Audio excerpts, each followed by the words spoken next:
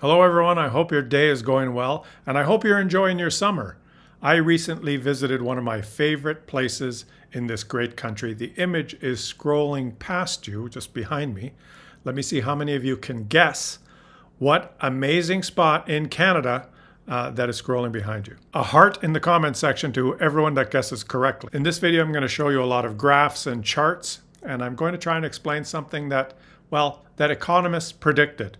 How is it going economically between Canada and the United States with this trade war that we're involved in?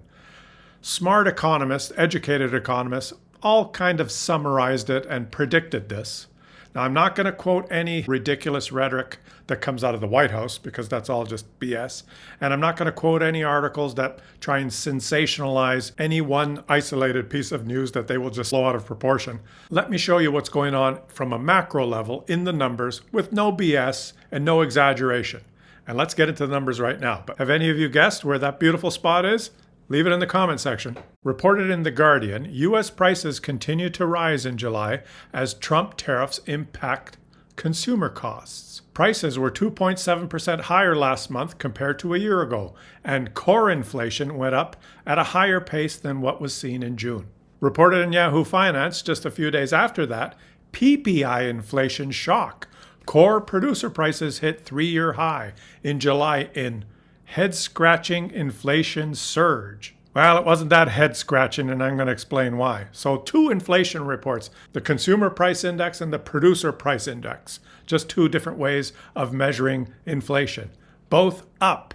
This one up in a head-scratching way in the United States. And now let's just look at the numbers. Get ready for some graphs, okay? We're on the Trading Economics site, and here we see the U.S. inflation rate over the past year. And right after Donald Trump got elected, he started talking about tariffs, and there was fear in the market and some uncertainty. The tariffs had not kicked in yet. Companies and consumers were kind of in a wait-and-see mode. And you can see that inflation was down at about 2.4, 2.3. It looked like it was close to getting below that 2% level, that central banks target, that give them the ability to lower interest rates. But now in May and June and July, you'll see that inflation is increasing again. And if we switch to core inflation is the same measurement, but it leaves out a couple of volatile things like energy and food. It leaves those things out because, for instance, the price of oil is very volatile. Oil prices tend to spike up or down wildly depending on what's happening in the world. That has really nothing to do with what's happening in your own economy. So if you exclude those volatile things, and if you look at March, April, and May, you'll see that core inflation was getting close to that 2% target again that the central banks want. Stubbornly high still at about 2.8%, but going down. It looked like it might be getting there, but it has abruptly turned in June, and now the latest report, July, we're up close to 3% again. 3% core inflation in the United States. Compared to the inflation numbers in Canada, now we're looking at the Canadian inflation rate, you'll see that there are many months below 2% now, and lately, April, May, 1.7, 1.7, and June, 1.9%. So what's the effect of that? It's that the central bank in Canada was able to lower interest rates quite quickly. And this is a graph of the Bank of Canada interest rate, the overnight rate, for the past year. And you'll see that it peaked here at 5% when the bank was fighting that inflation spike that we had. High interest rate was designed to slow down the economy, slow down the flow of money to get inflation down. Inflation has gone down in Canada, so the Bank of Canada has been able to lower interest rates all the way down to 2.75% now, where they've been for a couple of months. Whereas in the United States, their central bank has not lowered interest rates nearly as much as Canada. You'll see that they had interest rates peaked at 5.5%, and they've decreased them 3 times, but now their interest rates sit at 4.5%, much higher than in Canada. Now, why is that? Why is inflation completely under control in Canada, but looks like it's increasing and potentially ready to spike up again in the United States? What would have caused that? And while I explain this, let me give you a couple more hints in the background of what fantastic place in Canada I visited. So let's break this down. The United States has imposed tariffs on almost all their imports. A tariff is an import tax, and it's paid by mainly companies that import things into the United States. Those companies pay this tax to to the US government. While there was uncertainty, a lot of companies built up their inventories to avoid paying the tariffs. But now that inventory has been drawn down, and virtually everything that's imported into the United States now is subject to this Trump tariff tax. So the companies that import this stuff, whatever it is, if they resell it or if they use that stuff to manufacture something and sell that, if they sell their products for the same price, they'll make less profit because they've had to pay this tax. So naturally, what always happens in the capitalist system is companies, they don't want to give away their profits. They want to maintain their profits. So what are they going to do? They're going to raise their prices. And this will happen slowly as those companies deplete their inventories or find new supplies or try and adjust. But eventually, their increased costs will get passed on to the consumers. And if prices go up, well, that's inflation. So it's not that head scratching. That's exactly what economists predicted, and that's exactly what's happening in the United States. The Federal Reserve is going to have a problem. If they lower interest rates, which is what Donald Trump is demanding, even threatening the chairman of the Federal Reserve to do, if interest rates are lowered in the United States to stimulate the economy, to get people to spend more, well, basically, I guess the idea is make it cheaper for people to borrow money so they can spend and afford the higher prices that are coming. I think that's the plan. And what an evil shakedown it is. Let me explain here. If a government official from the US Tax Department went outside and met some regular schmo walking down the street, and he said to that person, "Give me $100. I need to give this $100 to Jeff Bezos." Or if he walked into a restaurant where a server was busy serving tables and he asked that person, "Give me $80. I need $80 from you. I need to give that money to Mark Zuckerberg." Let's just assume that both those two individuals voted for Trump. What do you think they would tell that guy? Instead, Donald Trump and the US government have a better idea. How do we get that money from those regular working people and give it to those billionaires? We'll put tariffs on all our imports. Then US companies will have to pay that Trump tariff tax when they import things. The US government can collect that money. And then those companies can put prices up slowly. So all those regular working class people that would never hand over higher taxes will just pay more for things. We'll just slowly bleed them that way. And so will be orchestrated one of the largest transfers of wealth in US history, as the simple-minded, non-critical thinking Trump voters will happily support tariffs, thinking, we're going to really stick it to those countries that are so nasty and treating us so badly. We'll put tariffs on them. And they'll support that policy because they've been completely bamboozled. But at the end of the game, it's just as if a US tax collector walks around the street and says, "Hey, give me $40. I need to give that money to Jeff Bezos. He doesn't have enough cash." It's like the old story of boiling a frog. If you just throw the frog into scalding water, it will panic and feel the heat and jump out. I don't want that. That's too hot. But if you put the frog in cool water and you raise the temperature slowly, you can just boil the frog and he won't even know what's going on. And that's what the US government is doing to its own citizens. It's bamboozling them into thinking that the US is fighting the nations of the world to make America great again. But really what the US government is doing is in an elaborate scheme using tariffs is causing the prices of everything to increase so that the majority of people can pay more, so that the corporations in the United States can afford the tariffs that they give the US government, so that the US government can then lower taxes for the ultra wealthy. And all the MAGA supporters are being slowly boiled like the frog.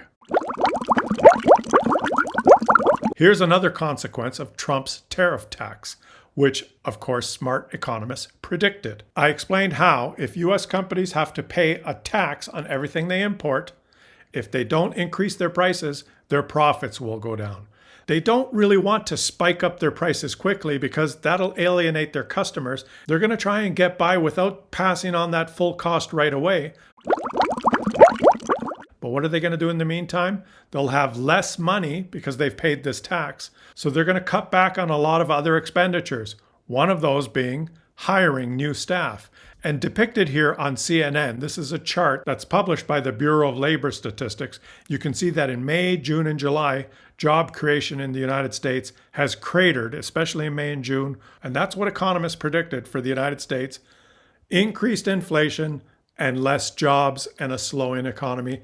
And it's exactly what the numbers are showing. Now, Canada's not immune to this. I showed you graphs just a few minutes ago that the inflation rate is not increasing in Canada. Why is it not increasing? Our tariffs are more punitive and targeted against some US items. Canadians that continue to buy those particular items will pay more. They'll pay a carny tariff tax to the Canadian government. But we haven't put tariffs on all imports from everyone around the world, so our inflation rate isn't going up. Our prices are not increasing. They're well under control, and the Bank of Canada was able to lower interest rates. But we're not immune to the effect on jobs, because as the United States has imposed tariffs on us, in particular a couple of sectors, the steel industry, the auto industry, and the forestry industry, U.S. demand for those imports is going to decrease because the U.S. companies have to pay this tax. So they're going to cut back on buying those things from us. And Canada's economy shed over 40,000 jobs in July, partly offsetting earlier growth. I believe in June, our economy added about 83,000 jobs. One of the key reasons that happened was because Canadians, en masse, are staying in our own country, spending our dollars here, especially on vacations. And that huge effect caused a hiring boom in the beginning of the summer. But now we're obviously showing some job losses because of these tariffs. And remember, a trade war and tariffs isn't good for anybody. Escalating and re-escalating and re-escalating, and all countries in the world becoming more and more protectionist, just means that everyone has to pay more. It's bad economics, and nobody wins a trade war. The conclusion is that on a macro level, things are just playing out as expected. And this is why I've always said that in Canada, we don't need to panic. We're in a good position. We just have to keep diversifying our economy and just keep marching forward with doing our own business. The United States is inflicting self-harm on their citizens for whatever reason that they're doing it. I don't care what their reason is anymore. But it's basically shaking down their lower and middle class and redistributing the wealth as Donald Trump wants to redistribute it. And there's nothing we can do about that. And when you hear a news story, a new bit of news, a new bit of exaggerated rhetoric in the media, something's going to happen that's going to be bad news for Canada. Oh, what a disaster. What are we going to do now? The strategy is simple. We can't trust the United States. It's a bad idea to put all your eggs in one basket. The key to this is diversify, diversify, diversify. Trade with as many different countries as we can. Build and improve our relationship with everyone. So let's build the infrastructure we need to facilitate that.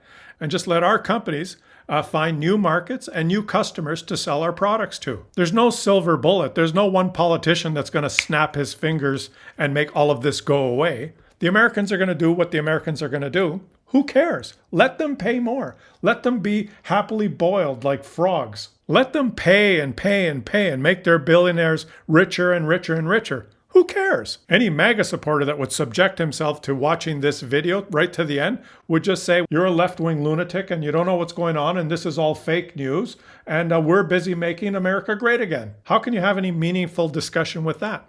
Just put them aside and stay on our path and not panic. The most important thing that all of us can do, and I'm not even talking about our government, I'm just talking about me and all of you, is what I just did. And I've posted all these pictures here. Has anyone guessed where I visited?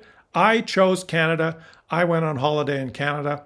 The money I spent stayed in my country. I went to restaurants. I shopped. I stayed at some campgrounds. And every penny that I spent went into the pocket of another fellow Canadian that was running whatever business I spent my money in. And all those Canadians that I supported have a little bit of extra money that will circulate through our economy. That's what we can do. 40 million of us can do that. And we represent the consumers of this nation. That's all the money. Corporations gather wood and pump for oil and harvest crops, and they sell those. They export those and they make money. They pay their workers. They pay some taxes. Maybe they pay out dividends if they're a publicly traded company. The business world works like that. But all the people that live here and work here, all the money we get, that's all of it. That's all we have. And all we have to do is spend it here instead of spending 10, 20, or 30% of it in the United States. I choose Canada. Thanks for watching, everyone. And I think this picture behind me is the one that gave it away. How many of you guessed the west coast of Vancouver Island? I just spent some time there on a kayak trip. What an absolutely gorgeous spot. It's one of my favorite places in Canada. Subscribe to the channel if you're enjoying the content, and if you appreciate the research I do, looking up all the data and the graphs, and you want to support the channel on a monthly basis, consider becoming a channel member by clicking the join button or clicking the link that I leave in my comment that I pin to the top of the comment section. Share your picks. I forgot to mention, share your picks in the I Choose Canada group, which I create. I'll leave a link for that as well. And I'll catch you all on the next one.